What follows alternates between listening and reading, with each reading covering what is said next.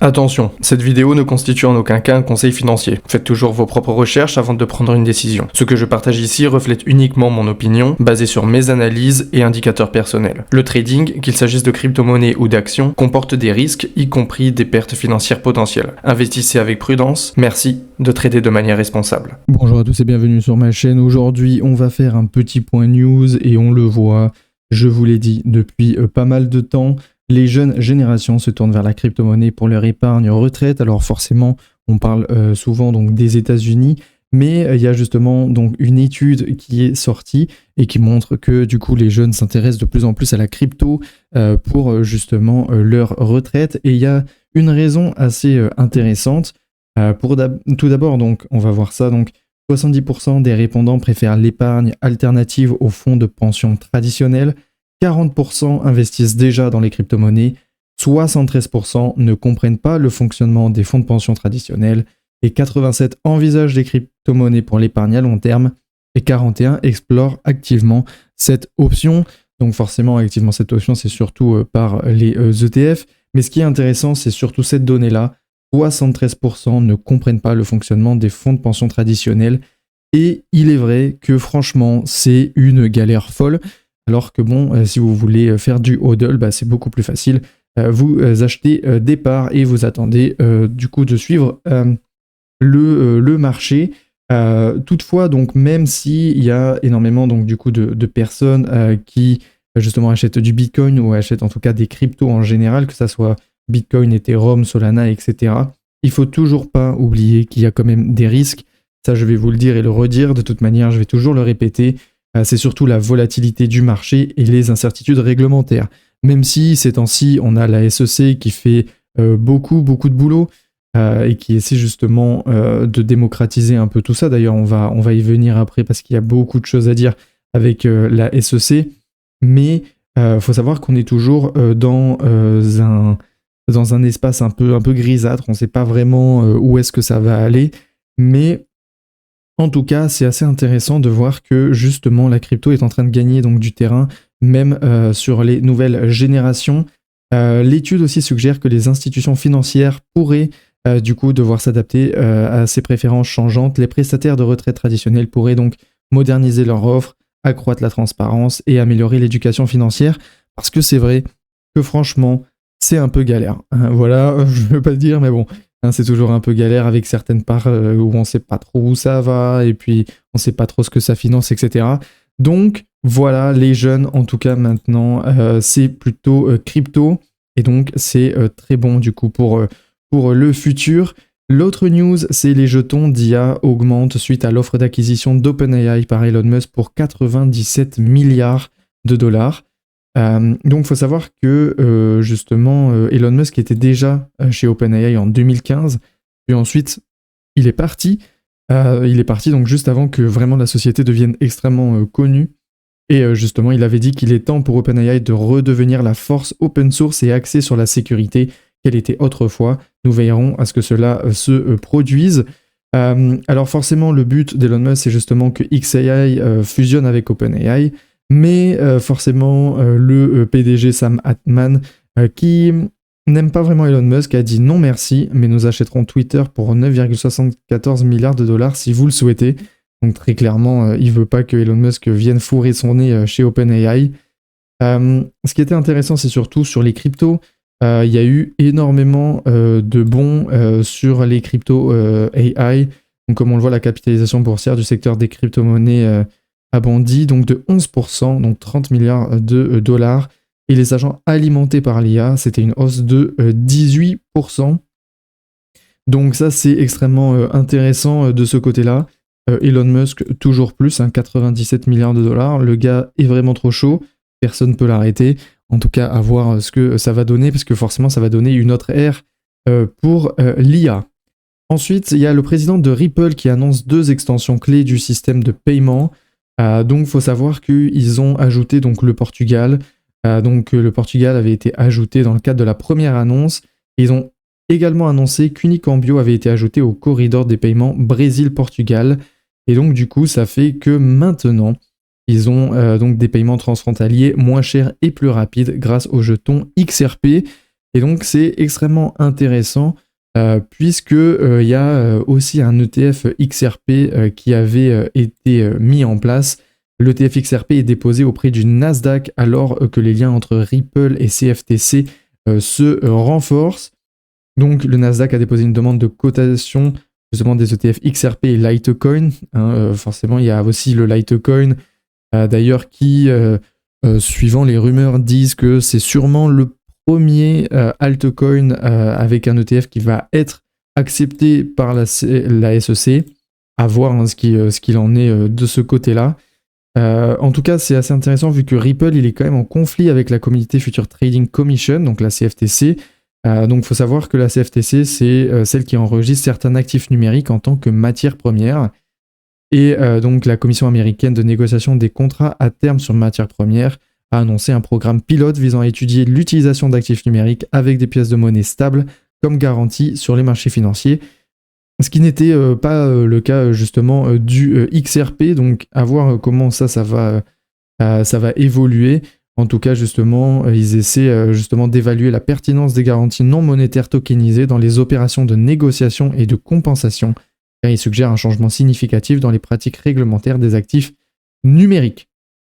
Tout ça, ça suit forcément tout ce qui avait déjà été fait. C'est pour ça que j'ai bien aimé cet article, c'est qu'il résumait un peu ce qui est fait dans l'ETF en général, dans l'univers de l'ETF.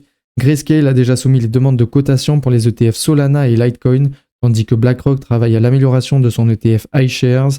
La bourse CBOE-BZX a commencé sa campagne pour les ETF XRP, donc avec justement Bitwise, 21Shares, WisdomTree et Canary Capital. Donc voilà, donc tout est clairement crypto sur le marché, beaucoup d'ETF, à voir ce que ça va donner. Forcément, un ETF XRP va faire grimper le XRP encore plus haut. Déjà, cette nouvelle avait fait un peu monter le XRP. Donc, à voir ce qui se passe du coup bien plus tard. Quelque chose d'intéressant, du coup, comme on est dans les ETF, Grayscale fait pression pour l'ETF Spot Cardano dans son dernier dépôt auprès de la SEC. Donc, la NYSE, donc Arca, a déposé auprès de la SEC au nom de Grayscale une demande de lancement du ETF Spot Cardano. Donc, on en avait parlé hier. C'est assez intéressant parce qu'aujourd'hui, du coup, on sait qu'ils cherchent à obtenir l'autorisation de coter et de négocier les actions de Grayscale Cardano Trust, qui pourraient donc justement trader les options.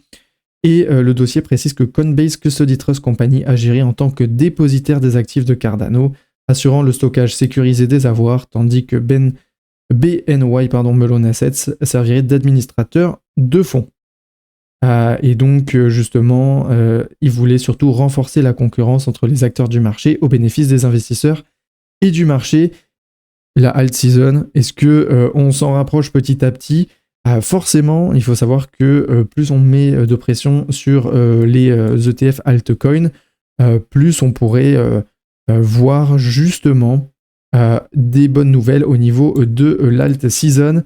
Quelque chose d'intéressant, donc c'était ici, pour ceux qui me suivent, vous savez très bien que j'apprécie pas beaucoup les rumeurs, mais étant donné qu'on en parle beaucoup des ETF, donc il y a les ETF XRP, Solana, Dogecoin et Litecoin qui ont justement une cote élevée pour être approuvés, donc ça c'est ce que les analystes ont dit, justement ils ont de fortes chances d'obtenir des approbations, et en termes de probabilité d'obtention d'approbation, les analystes estiment que les ETF Litecoin ont 90% de chances d'être approuvés, après Dogecoin qui possède 75% de chances. Forcément, c'est à prendre avec d'énormes pincettes, mais c'est quand même intéressant de voir que les analystes disent ça, parce que si les analystes le disent, c'est que justement, il y a certaines personnes qui vont du coup penser qu'ils ont raison, donc forcément, il y a le sentiment du marché qui va beaucoup plus aller vers le positif, surtout avec les ETF.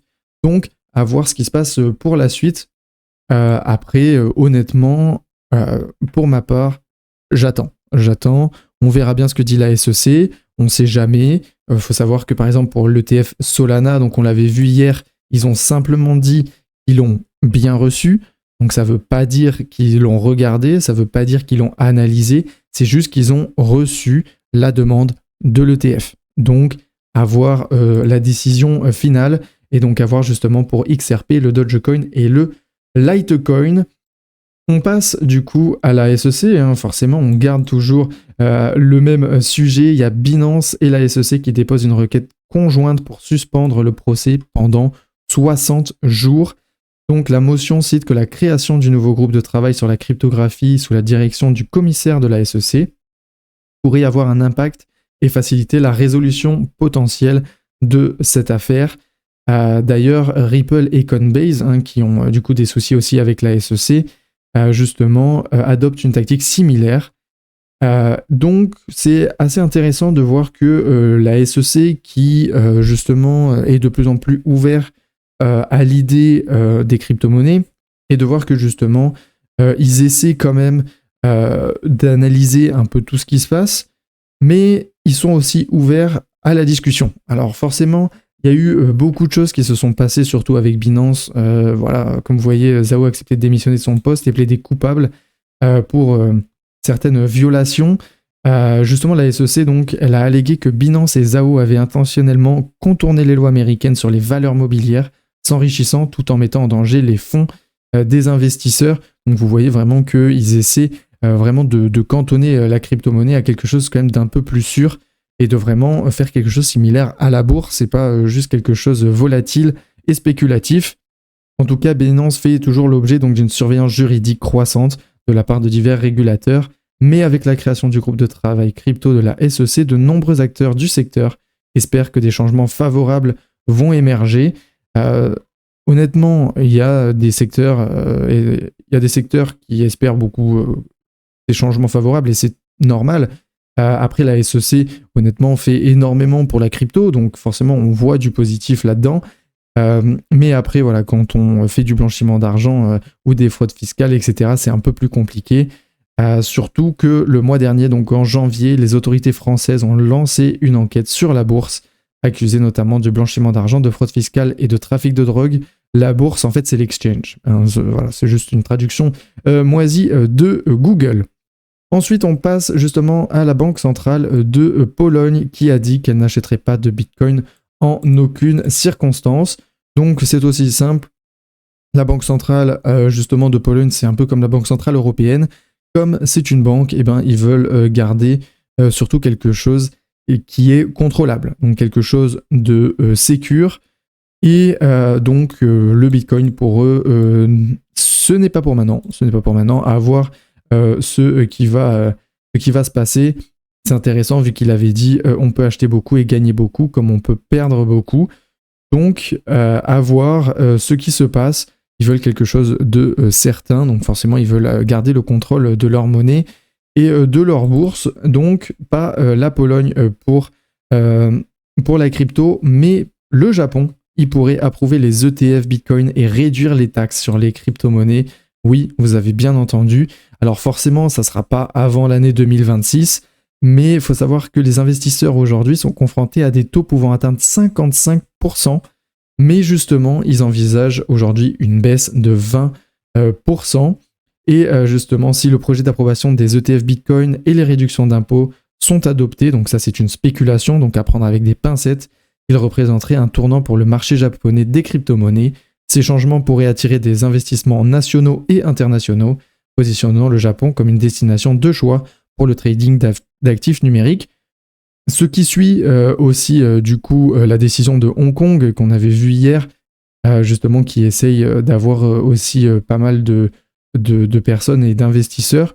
Donc vous voyez que autour du monde, on veut des investisseurs, on veut avoir des gens qui investissent dans les crypto-monnaies un peu partout et donc du coup essayer de soutenir l'économie aussi. Et justement, les États-Unis, la Floride, prête à intégrer le Bitcoin dans ses fonds. Oui, vous avez bien entendu, il y a encore justement un autre État qui s'y intéresse. Et justement, il y a un document officiel justement qui disait de réserve nationale donc de Bitcoin. Donc à voir ce qui se passe. Est-ce que justement toutes les États-Unis va devenir bitcoinienne? Eh bien ça, seulement l'avenir nous le dira, mais ça c'était extrêmement intéressant. Aussi quelque chose d'intéressant aujourd'hui, c'est le créateur suisse de ProtonMail. Donc ProtonMail, c'est une adresse email qui est totalement sécurisée. Il lance un portefeuille Bitcoin open source et auto-conservé pour ses 100 millions de clients. Donc voilà, Si vous êtes intéressé pour ProtonMail, et ben voilà, justement, vous allez avoir un portefeuille Bitcoin qui est justement ouvert, donc vous allez pouvoir transférer vos cryptos. Et dernière news du coup sur le Bitcoin, la stratégie reprend ses achats. Donc c'est stratégie justement de Michael Saylor qui a repris les achats de Bitcoin après le changement de marque. Il n'a toujours pas changé. Il continue toujours à acheter et à acheter, surtout avec BlackRock qui le soutient de plus en plus et qui ont du coup ajouté encore plus de sous, justement donc plus d'actions chez lui. Donc forcément on sait et on le voit venir, BlackRock et Strategy veulent vraiment devenir les leaders en crypto-monnaie, donc à voir ce que ça va donner.